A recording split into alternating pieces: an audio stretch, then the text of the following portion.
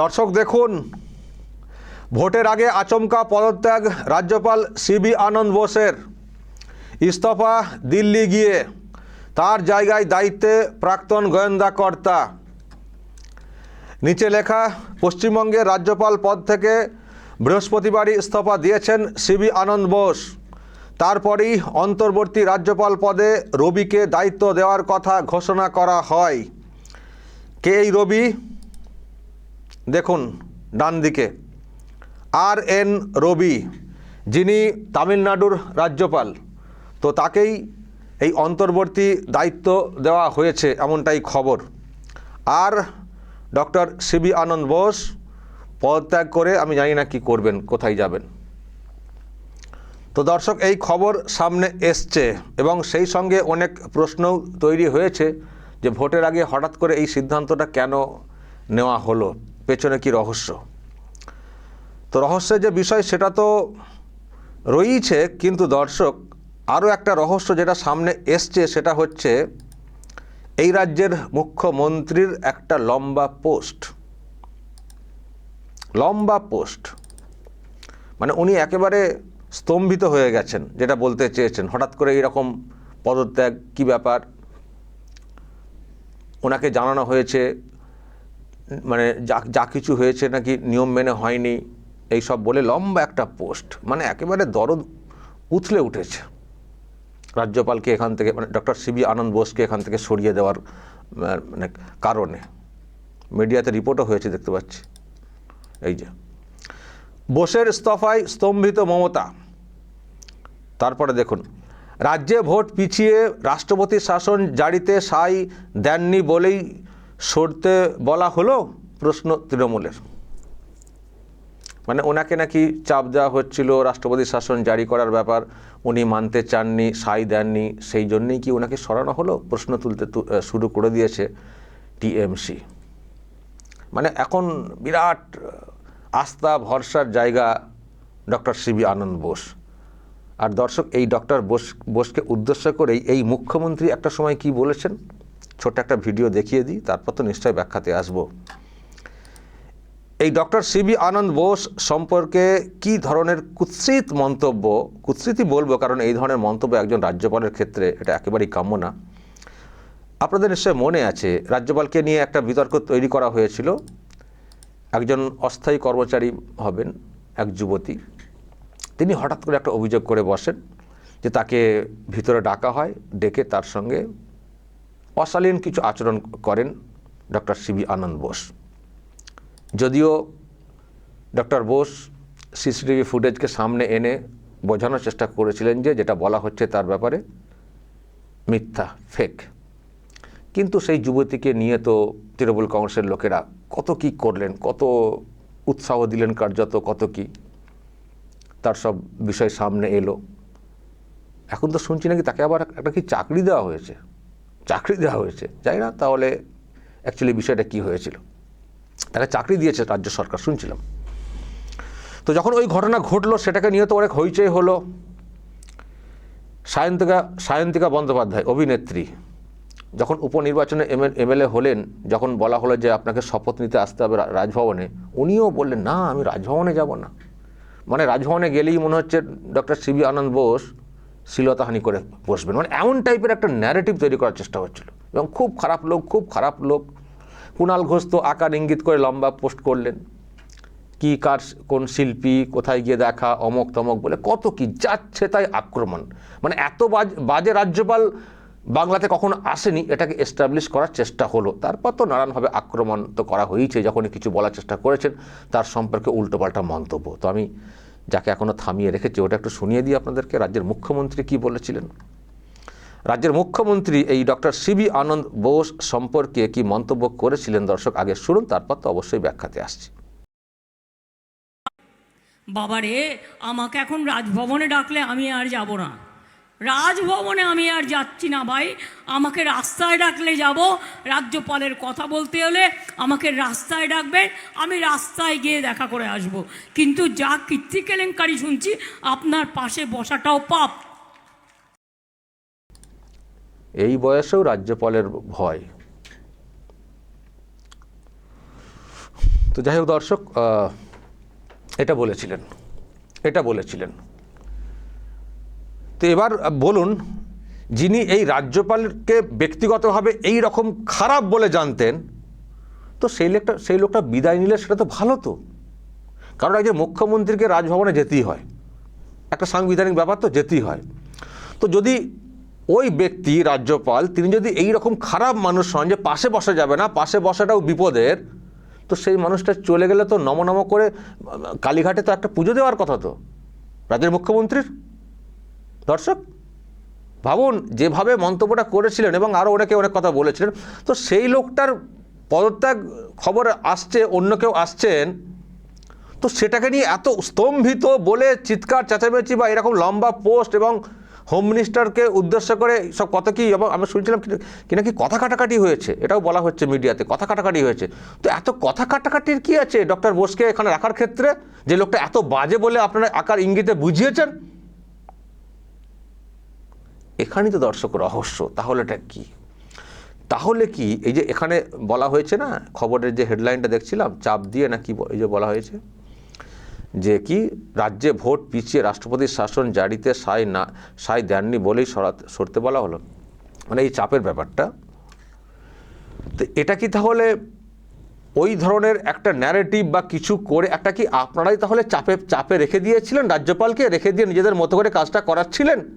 যেহেতু এখন সেটা হবে না, সেই সেটিংটা ভেঙে যাচ্ছে, ওনাকে সরিয়ে দেওয়া হচ্ছে, সেই জন্য কি গাত্র দেওয়া হচ্ছে? তা না হলে কিসের এত দরদ? এত খারাপ মানুষ যার পাশে বসা যাবে না, রাজভবনে যাওয়া যাবে না, তো তাকে সরিয়ে দিয়ে অন্য কেউ আসছেন, এ তো বিরাট খুশির খবর এখানকার শাসকের কাছে। তো সেটা না করে এখন এত প্রশ্ন তোলা হচ্ছে কি করে? এখন এত ভালো কি করে হয়ে গেলেন রাজ্যপাল যে সাই দেননি, মানে তাতে ওনাদেরও ভালো হয়েছে, যেটা বলতে চাইছেন যে রাষ্ট্রপতি শাসন জারিতে সাই দেননি, তার মানে ওনারাও তো চান না রাষ্ট্রপতি শাসন জারি হয়ে যাক, তার মানে ওনাদের সুবিধা করে দিচ্ছেন রাজ্যপাল। এত ভালো লোক হয়ে গেলেন রাজ্যপাল। তো ভালো লোকটা তাহলে কী করে হলেন? তাহলে কি ওই অভিযোগ এনে ওনাকে ভালো লোক হতে বাধ্য করেছেন আপনাদের পক্ষে কাজ করার ক্ষেত্রে? এখন যদি সেটা হবে না, আর ভোট চলে এসছে সামনে, সেই জন্যই এত দরদ উথলে উঠছে। রহস্যটা কি দর্শক? রহস্য। একদিকে যেমন আমরা রহস্য খুঁজছি যে কী ব্যাপার, হঠাৎ করে কেন এটা করা হলো, আবার এখানে হঠাৎ করে তৃণমূল কংগ্রেসের লোকেরা এইভাবে পড়ে যাচ্ছেন ডক্টর বোসের হয়ে, অথচ এই বোসের সম্পর্কে কী নাই কথা বলেছেন, কল্যাণ ব্যানার্জি থেকে শুরু করে কত লোকে কত রকমের কথা, এফআইআর করা থেকে শুরু করে কত চেষ্টা, কত কি। তো তার জন্য কেন এত উথলে উঠছেন আপনারা? একেবারে বিরাট লম্বা পোস্ট, নিয়ম মেনে করা হয়নি, ফেডারাল স্ট্রাকচার সেটাকে মানা হচ্ছে না, রাজ্যের সঙ্গে কোনো রকম আলোচনা করা হচ্ছে না, নিজেদের মতো করে সব কিছু চাপিয়ে দেওয়া হচ্ছে। আরে যাকেই চাপাক, ইনাকে তো ঘাট থেকে বের করা হচ্ছে, এত বাজে লোকটাকে। তো আনন্দিত হবেন না? এখন আবার বস করবেন? দর্শক এবার বলুন কি ব্যাপার। দেখুন, আগে যিনি আসছেন তার সম্পর্কে একটু জেনে রাখুন। যিনি আসছেন তিনি তো যার ছবি দেখাচ্ছিলাম, যিনি আসছেন তিনি তো হচ্ছেন এই যে RN রবি। ইনি হচ্ছেন একজন মানে প্রাক্তন আইপিএস, আর যিনি ছিলেন উনি IAS ছিলেন। ওনার সম্পর্কে আমরা অনেক আশা করেছিলাম যদিও উনি আসার আগে, কিন্তু পরের দিকে দেখলাম ধম্মের ঢেকি, কিছুদিন করে কাজ হচ্ছিল, শুধুই বড় লেকচার, ওই দক্ষিণের সিনেমার যেমন ডায়ালগ হয় ওরকম ডায়ালগ দিতেন, আদতে কোনো কাজ দেখিনি, আজ পর্যন্ত দেখিনি। নিশ্চয়ই তো আপনারা অনেকে আমার সঙ্গে একমত হবেন। উনি শুধু কি পিস রুম না কি খুলতেন, মাঝে মধ্যে কিছু গণ্ডগোল হলেই রাজভবনে কি পিস রুম খুলছি আর কি কন্ট্রোল রুম খুলতেন, ফোন নিয়ে থাকতেন, মাঝে মধ্যে একটা দুটো ফোন কল আবার সোশ্যাল মিডিয়াতে ছাড়তেনও, দেখাতেন কত কাজ করি, আদতে কি কোনো পিস উনি রক্ষা করতে পারেনি। তো যিনি আসছেন ইনি নাকি খুব অ্যাক্টিভ মানুষ, IPS, যিনি CBI এবং IB মানে গোয়েন্দা সেকশন এইসবের ছিলেন, দায়িত্ব সামলেছেন, এবং যেখানে আছেন তামিলনাড়ুতে ওখানেও কিন্তু সরকারকে একেবারে ভীষণভাবে চাপে রেখেছেন। ওখানকার যিনি মুখ্যমন্ত্রী আছেন স্টালিন, উনি তো নাকি অনেক সময় যান না রাজভবনে, মানে উনি ইনার চাপে এতটাই মানে খুব নাকি ক্ষুব্ধ, ওনাকে সরানোর জন্য কত কি দাবিও করেছিলেন, মানে বুঝতে পারছেন তো। উনি কিন্তু সিবি আনন্দ বোসের মতো না। আমি জানি না ওনার কি দুর্বলতা ছিল নাকি ফাঁসানো হয়েছিল কি জানি, কিন্তু একটা চাপ যে ছিল ওনার ওপরে, এবং উনি কিন্তু কাজটা করতে পারেননি, শুধু মাঝে মধ্যে একটু করে আওয়াজ তুলতেন, তারপরে সব চুপচাপ হয়ে যেতেন। কিন্তু এই ব্যক্তির কথা যেটা শুনছি তামিলনাড়ু থেকে যেটা আসছে, ইনি কিন্তু খুব কঠোর মানুষ, খুব কঠোর মানুষ। তো উনি আসছেন, ওনাকে রাজ্যপাল করা হচ্ছে, তার মানে একজন কঠোর আপাতত হবে অন্তর্বর্তী, যা দেখতে হচ্ছে, পরবর্তীকালে আবার কে আসবেন সেটা অন্য বিষয়। ওনাকে দায়িত্ব দেওয়া হচ্ছে, মানে একজন শক্তপোক্ত রাজ্যপালের হাতে রাজ্যটাকে রাখতে চাইছে যারা রাখতে চাইছেন, শক্তপোক্ত মানুষের হাতে। এখন এটার কি কারণ? দুটো বিষয়। একটা হচ্ছে ভোট সামনে চলে এসছে, ভোট সামনে এসে গেলে রাজ্যপালের ভূমিকা কিন্তু একটা বড় ব্যাপার। কমিশনের আন্ডারে তো সরকার আসবে, প্রশাসন আসবে, কিন্তু রাজ্যপালের ভূমিকা কিন্তু একটা খুব বড় ব্যাপার।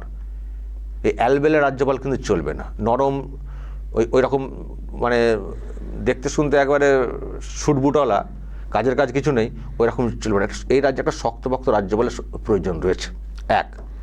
আর দ্বিতীয়ত, জানি না ভোটটা কি হবে, সময়ের মধ্যে ভোট হবে কি হবে না, কারণ এখন অনেক জটিল ইকুয়েশনও তৈরি হচ্ছে। তো রাষ্ট্রপতির শাসন জারি করারও কিন্তু একটা প্রয়োজন এখানে হতে পারে, রাষ্ট্রপতির শাসন জারি করার প্রয়োজনও কিন্তু হতে পারে। রাষ্ট্রপতির শাসন জারি করা, সুপারিশ করা এবং আরও অনেক কিছু দেখভাল করা, সেক্ষেত্রে রাজ্যপালের ভূমিকা কিন্তু একটা বড় ভূমিকা। ফলে রাজ্যের ভবিষ্যতের কথা মাথায় রেখেই এই রাজ্যপালের পদটাকে বদলিটা করা হলো কি না, এটা সত্যিই কিন্তু একটা বড় প্রশ্নের, এটা সত্যিই কিন্তু একটা বড় প্রশ্নের। ফলে দেখা যাক দর্শক, হঠাৎ করে কেন এইরকম বদলি করা হলো, কোনো পরিকল্পনা সত্যি আছে কিনা সেটা আমরা পরে বুঝবো। তবে আমরা এতে এটুকু সন্তোষ প্রকাশ করতে পারি এই জন্যে যে যিনি